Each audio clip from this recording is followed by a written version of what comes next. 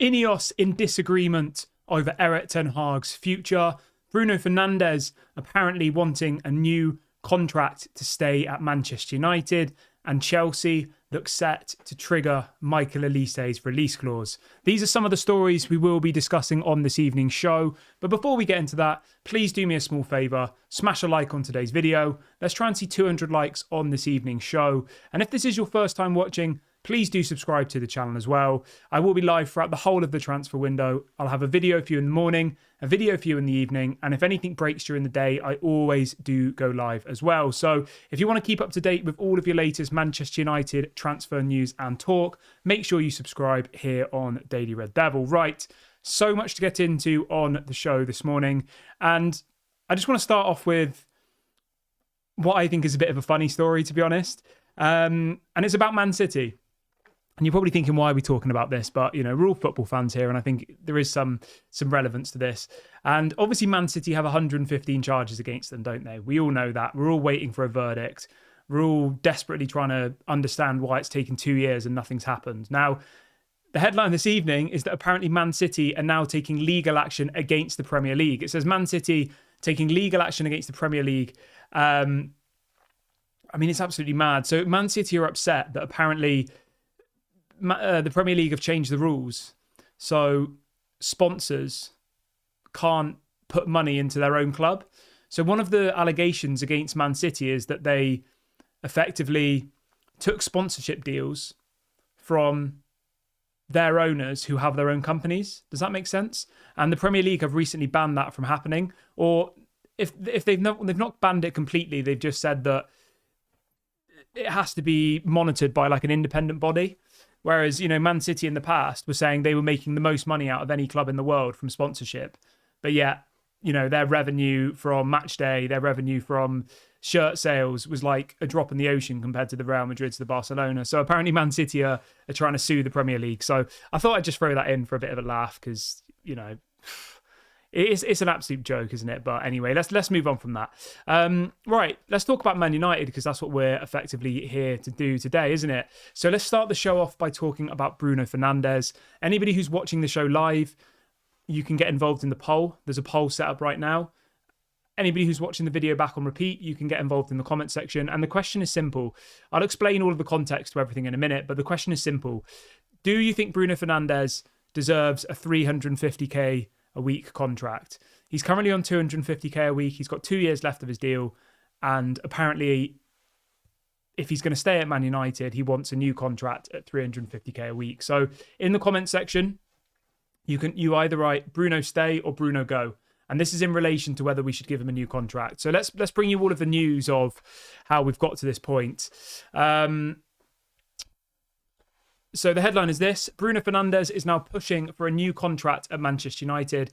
He wants to be in the top pay bracket alongside Rashford, Casemiro and Jadon Sancho. Obviously, Rashford and Casemiro both on 350k a week. He says as the captain waits for clarity regarding the manager and the club's long-term vision before deciding whether to seek a transfer. So effectively, Bruno Fernandes has said to Manchester United that he wants to stay, but he wants a new contract. He wants to be rewarded for his performances over the last few seasons. Now, when we gave Marcus Rashford that 350k a week contract, I said at that time, this is stupid. Because now every single player who comes to Manchester United who plays well is going to want 350k a week. Because imagine you're Bruno Fernandes, right? You've been putting out some of the best stats in the Premier League over the last 2 or 3 years. And then you've got Marcus Rashford, who walks around the pitch like he's not bothered, goes out drinking before training, calls out the fans on social media. I think he scored 6 goals last season. Like, he's been absolutely terrible, both on and off the pitch for the last 12 months. But yet Marcus Rashford is earning £100,000 a week more than Bruno Fernandes, who's our best player. And I said this from the very beginning, that the danger you have with giving people contracts like Marcus Rashford after having one really good season is that somebody like Bruno, who has good seasons every year, is going to look at it and say, why is he getting 350k a week? I want 350k a week, you know? And especially if Bruno Fernandes looks at the situation, we're not going to win the Premier League next season, I doubt. We might win the Europa League, which I think it would be good for us. But for Bruno Fernandes, he's about to turn 30. Is winning the Europa League really that much of an achievement in the grand scheme of things? I mean, I don't think it is, if you're Bruno Fernandes. He's never won the Champions League. He's never won the Premier League. He's never won the Liga or the Bundesliga or any of these. He's not won the World Cup. Like, he's not really ever won any big trophies other than the FA Cup and the League Cup. And, he sat here at Manchester United thinking, I never miss a game. I give 150% every single game. I've got the right mentality. If I'm injured, I'll play injured. And then you've got Marcus Rashford, who's being paid £100,000. And just to be very clear, this isn't Marcus Rashford's fault. This is the Glazers who were stupid enough to give Marcus Rashford a ridiculous contract, because this was always going to become a problem in the future. If we go and sign another player, or say even like in a year's time, imagine if Kobe Mainoo has another amazing season next year. His agent could turn around and say, well, we want to be one of the top earners. We want to earn 350k a week, And if we've opened the door to a really, really difficult situation, I think. And the reason why I think Bruno Fernandes is going to leave is I don't think that Manchester United or INEOS even will give Bruno Fernandes 350k a week. I don't think they will, because remember, this Marcus Rashford contract, the Casemiro contract, this was all under the Glazers. Apparently, I just found out about 5 minutes ago before we went live that the reason that we didn't get Tosin, so the centre-back Tosin that all of us seem to want, who was playing at Fulham, his contract expired, 26 years of age, played for England in the past, really, really good centre-back, available for free. Apparently, he asked for 140k a week to come to Manchester United, right? Which is about the same as what Lindelof's on. I think it's less than what Donny van de Beek's on. Like, it's not that much, 140k a week, when you compare it with the rest of our wages. And apparently INEOS said they weren't willing to give Tosin 140k a week, and that's why he went to Chelsea. So that's the truth in this situation with Tosin, that in any other season, Man United would have given the 140k a week to Tosin and he would become a Manchester United player. But apparently INEOS weren't willing to do it. They said, no, we're not giving you 140k a week. And this now makes me think, why would INEOS, who have got rid of Varane, who was on 350k a week, are getting rid of Casemiro, who's on 350k a week. They're getting rid of Martial, who was on 250k a week. Like, they're getting rid of all of these high earners. Once all of those players are gone, the highest earner at the club will be Marcus Rashford on 350k a week. I've got all their wages up here.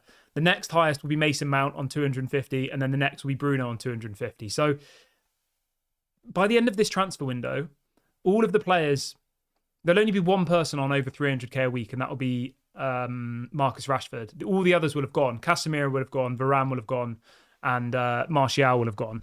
So it's a really difficult situation that they find themselves in, because if we give in and give him the money, then in a year or two's time, somebody else is going to ask for that money. And what do we do then? It's just a conveyor belt where we've opened the door to it. We opened the door to it with Marcus Rashford. He had a really good season. He got 30 goals. We gave him a stupid contract, and now we look stupid. And the other thing as well that we have to consider, right? So say Bruno Fernandes does get a new contract, okay? He's just about to turn 30. He's going to want a 4 or 5 year contract. So you'd be giving him a 4 or 5 year contract on 350k a week. So that would mean Bruno Fernandes at the age of 35 would still be at Manchester United, still on 350k a week. No one's going to buy him for that amount on those wages. So if I'm INEOS looking at this situation, they either have an option now to cash in and make money off Bruno Fernandes. You know, they could sell him to... There are multiple clubs interested. Apparently, Saudi clubs are willing to pay up to 130 million for him, but Bruno doesn't want to go to Saudi. Barcelona are interested. Bayern Munich are interested. There are lots of clubs who will want to try and sign Bruno Fernandes. They have two options. Either they cave in, they give him 350k a week. And let me just say, actually, right? In comparison, Bruno Fernandes deserves 350k a week. He's done way more than Marcus Rashford has. So if I'm Bruno Fernandes, of course I'm going to ask for 350k a week. He deserves it. He's entitled to it. But the thing that INEOS need to sort out is that the payments and the wage structure needs to change. Like, that's what needs to happen. And I think, you know, we opened the door to it with Marcus Rashford. Being completely honest and completely transparent, the solution would be to sell Marcus Rashford, realistically, because if you sold Marcus Rashford, there wouldn't be any players at the club on over 300k a week. You'd have got rid of Casemiro, you'd have got rid of Varane, and you'd have got rid of Marcus Rashford, right? And then you could just say that Manchester United are not going to pay any players over 250k a week ever again. And that will be it then. And Bruno's, you know, falls into that category. And you say to these players, this is the max wage that we'll offer, 250k a week. I think that's the way forward personally, because I genuinely think giving Bruno this contract is stupid. I think 2 or 3 years down the line, we'll be sat here still paying Bruno 350k a week. Most people will say, oh, he's not good enough anymore to be starting every single week. And it will be the same situation that we find ourselves in with lots of players at the club who are past their best. Just to give you a bit of comparison as well, right? Vinny Jr. at Real Madrid, tipped to win the Ballon d'Or. He's on 340k a week. Vinny earns less per week than Marcus Rashford. That should sum it up for you. Well, for me anyway. The fact that Manchester United were effectively stupid enough to give Marcus Rashford a contract which sees him way higher than any of the other top players in the same position across all the top leagues. But, that's just how it is with football. And we need to change those decisions. Everyone who's just joined the video, if you could do me a small favour and smash a like on today's show, that would really, really help the channel. It brings more people in. So please do go and smash a like and subscribe to the channel if you are new. We're live every single day. Videos in the morning, videos in the evening. So please make sure you smash a like and subscribe right now. Let's see what people are saying in the comment section. Somebody says you're forgetting Jadon Sancho. Yeah, apparently Jadon's on about 200k a week. Eugene says, was Tosin not free? So why are we giving him 140k a week? Yeah, there's no transfer fee, mate, but he wanted 140k a week in wages. And INEOS weren't willing to give him 140k a week, even though there was no transfer fee. And that's where I'm basing this point that I'm making, that why would INEOS give Bruno 350k a week if they're, trying to get rid of all the highest earners? They've got rid of Varane. They're trying to get rid of Casemiro, etc., etc.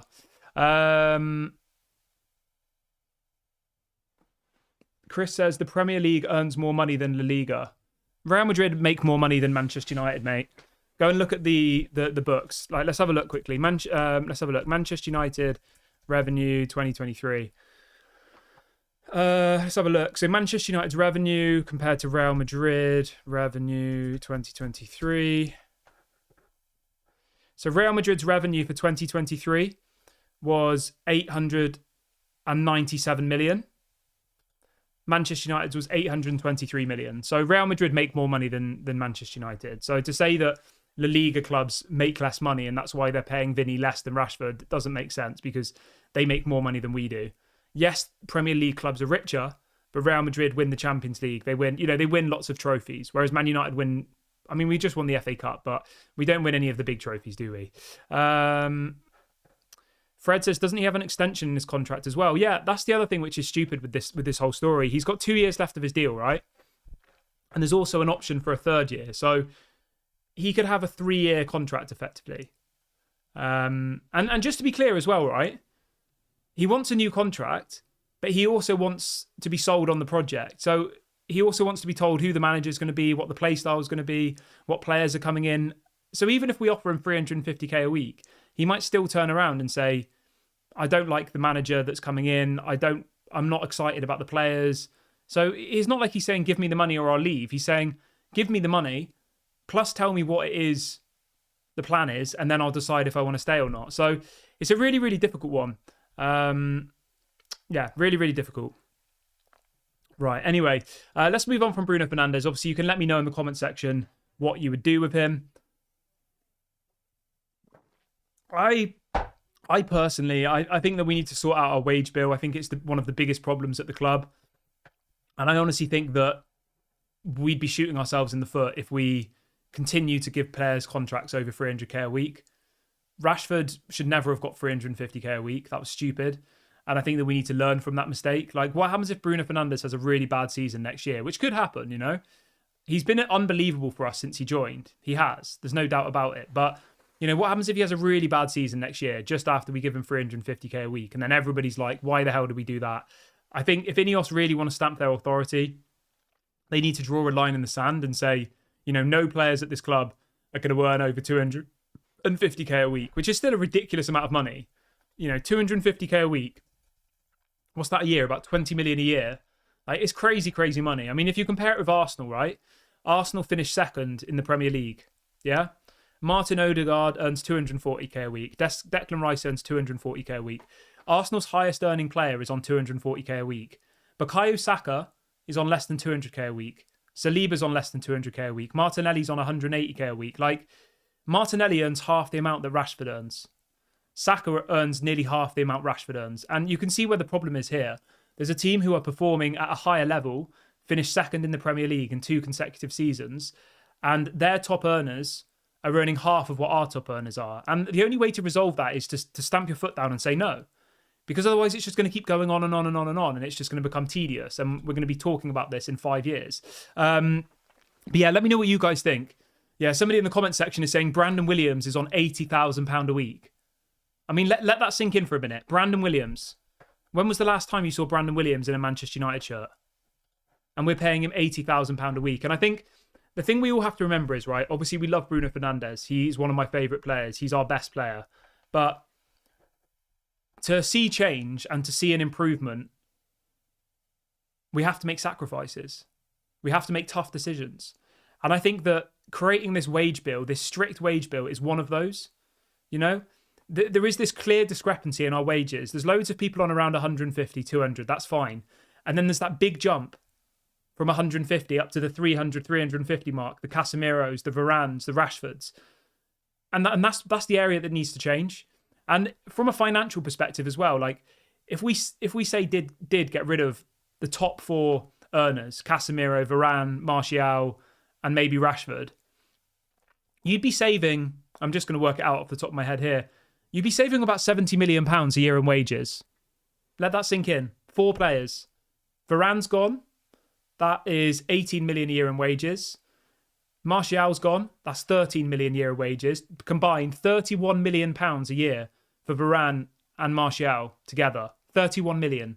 Casemiro is on 18 million a season, so that's 48. So even if you just get rid of those 3 players, right? Casemiro, Varane and Martial, you're saving nearly £50 million a year in wages. That's just absolutely mind-boggling, isn't it? 50 million.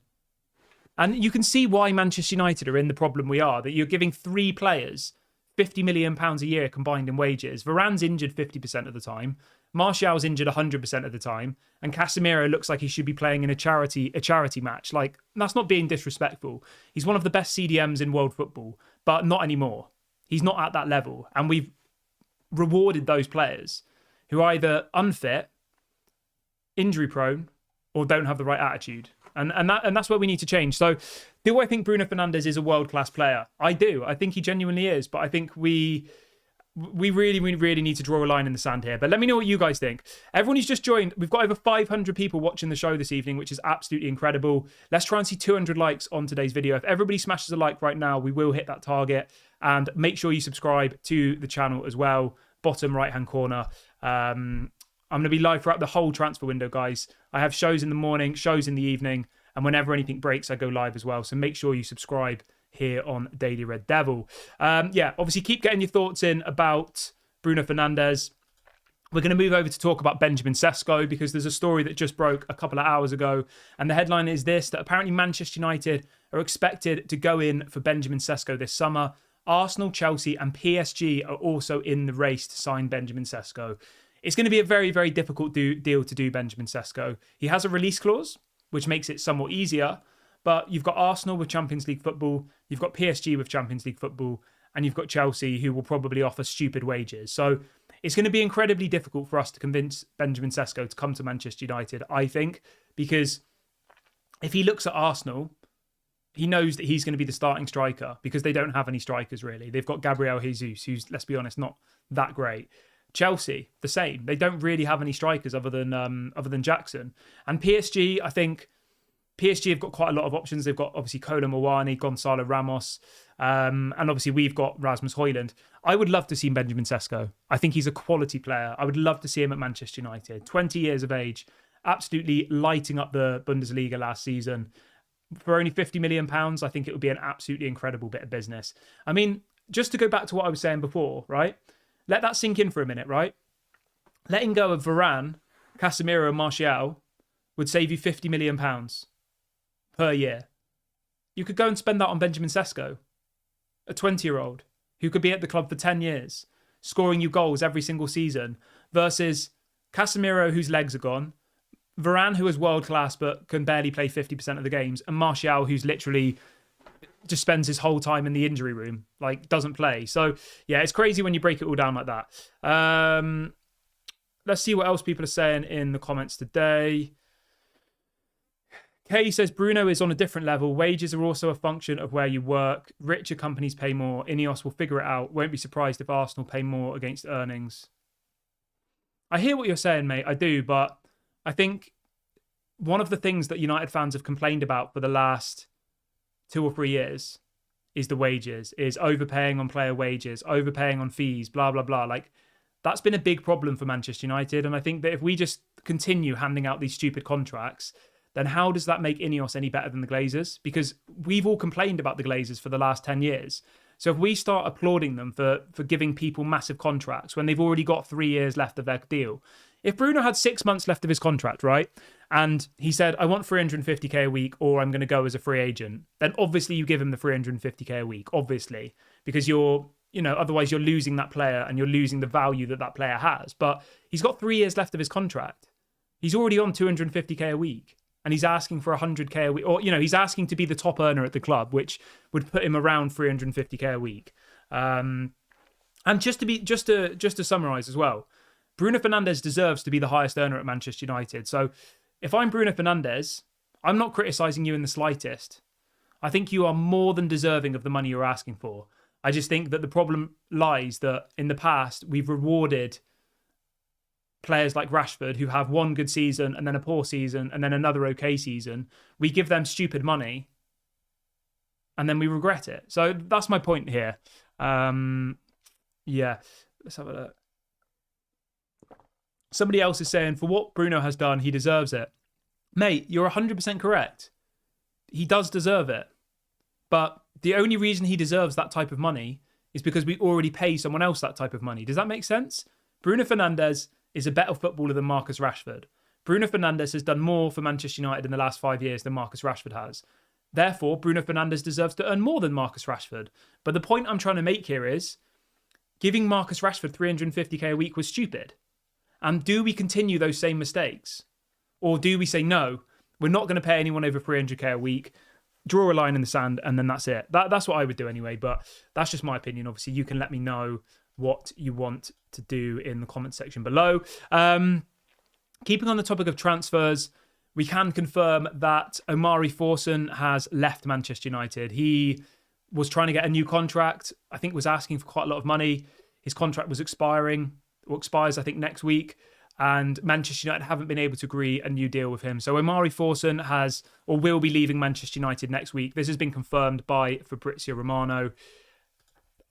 I'll be honest with you, I'm not massively disappointed. I think he looked okay, 19 years of age. Like, he's one of those ones, right, where Omari Forson could go on to be a good player, but he could also go on to be a League One player in a couple of seasons. I don't think he was world class. I think he had potential. Obviously, he's come through the youth academy and all the rest of it, but that doesn't mean, if he wants X amount of money, we should give it to him just because he's come through the youth academy. Sim says 350k a week for a player who plays in a team who finished 8th. Yeah, I mean, obviously you could look at it like that. Yeah, that's another way of looking at it. We'd be rewarding Bruno Fernandes after we've just finished 8th. Alan says, I agree with you that we can't be held ransom by players and their wages. Enough is enough. Yeah, we need to draw a line in the sand, mate. If we want to succeed in the long run, we need to make tough decisions. We need to make decisions that are going to upset the fan base, especially with wages, because a lot of Man United fans would think, why the hell are you getting rid of Bruno? He's our best player. Eugene says, what's happening with Hannibal, Donny, Williams and Pellistri? So my understanding is that all 4 of those players will leave. Hannibal will be sold. I think Donny's going to be difficult to sell, to be honest with you, because his stock price is at rock bottom. He had a really, really unsuccessful loan spell at Frankfurt. Obviously, Donny didn't do very well at Everton either. Brandon Williams, I think Brandon Williams' contract might be expiring, actually. Let me double check that. Brandon Williams has been in court recently for, I think he was taking, nitrous oxide whilst driving. So he's not in a good way, Brandon Williams. Brandon Williams' contract expires. So Brandon Williams will be gone. His contract expires this month. So Brandon Williams will be gone. Pellistri, I think Man United will look to sell Pellistri, to be honest. I would be very surprised if Manchester United kept Pellistri. Yeah. Right, let's move on to Ten Hag then quickly. So obviously we're all sat here still waiting, still, scratching our heads thinking what the hell is going on. But the story I'm getting this evening is that apparently Jean-Claude Blanc is very much in the favour of keeping Erik Ten Hag, and Sir Dave Brailsford is very much in the favour of getting rid of Erik Ten Hag. So there's a bit of a standoff between the INEOS hierarchy. Some want him to stay and some want him to go, and they can't come to a decision. And it's very, very frustrating because we need to know what's going on now. Deals are starting to happen. We'll talk about Michael Olise in a minute because that's not good news either. Players are starting to move to other clubs. We need to start selling players. The Euro starts next week. Literally, a week on Friday, the Euro starts. And players are then going to be focused on that, So we really, really need to get a grip on what's going on here, because otherwise we're going to miss out on loads of our top targets. But yeah, just to move on to Michael Olise quickly. The headline this evening is that apparently Michael Olise, Chelsea are really, really keen on signing Michael Olise.